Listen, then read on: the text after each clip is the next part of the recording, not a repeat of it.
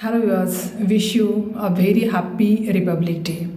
आप सभी को रिपब्लिक डे की बहुत सारी शुभकामनाएं हमारी ट्रस्ट की तरफ से। यूँ तो भारत देश की जो परंपराएं हैं, मान्यताएं हैं, या फिर जिसको हम एथोस बोलते हैं, तो वो हज़ार साल से चले आ रहे थे। आपने देखा होगा कि कुछ अलग अलग मौके पर कुछ पेड़ों की पूजा की जाती थी। मतलब वो पेड़ ना टूटे या फिर उसकी देखभाल हो, उसके तहत ये मान्यताएं थी।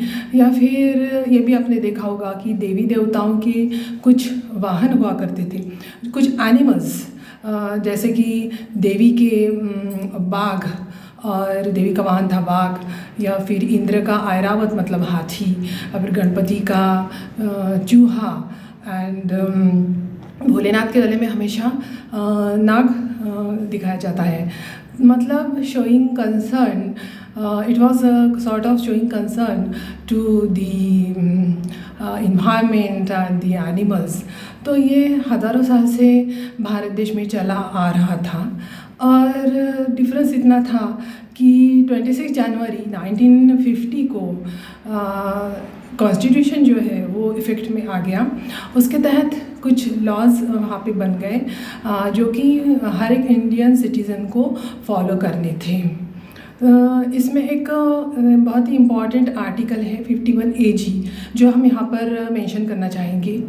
51 AG article deals with the fundamental duties of every Indian citizen, and it states that it shall be the duty of every Indian citizen to protect and improve the natural environment and forest, including rivers, lakes, forest, wildlife, and to show compassion to every living creature.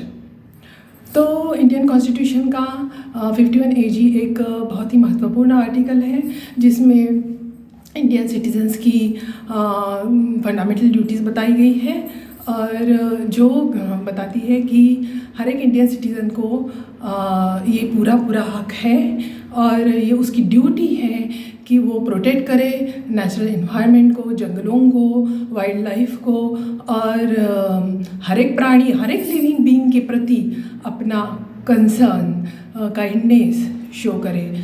तो ये duty के अंतर्गत यहाँ पर बताया गया है constitution में।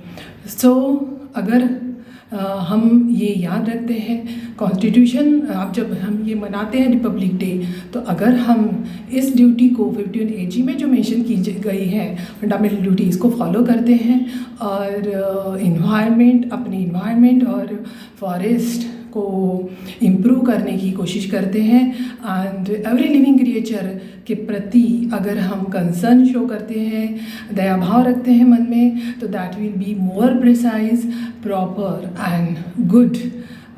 So in that way we will be able to celebrate our Republic Day in a very nice way. So wishing you once again very happy Republic Day. Thank you.